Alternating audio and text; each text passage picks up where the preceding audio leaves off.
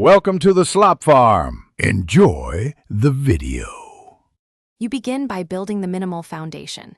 Create agent and admin accounts, verify emails, and assign roles so people can act immediately.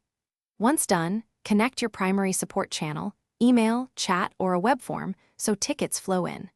Make sure to set business hours and an initial SLA to manage expectations.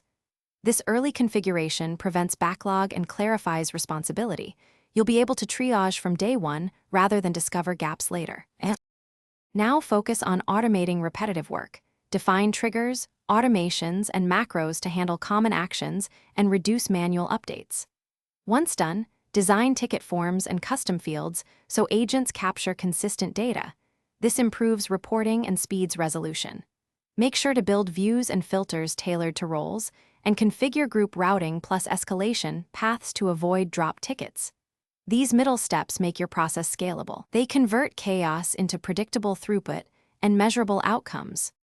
Finish by training agents, running a brief pilot, and collecting feedback so real issues surface before full launch. Once done, monitor reports daily, tweak SLAs, and refine macros based on volume and customer language. Continuous improvement keeps efficiency high. If things go wrong, one key troubleshooting tip: audit your triggers and automations first. Conflicting rules often block ticket flow. Test channels end-to-end and check event logs to identify where messages or updates stop moving. Thanks for watching. Consider subscribing if we helped you today.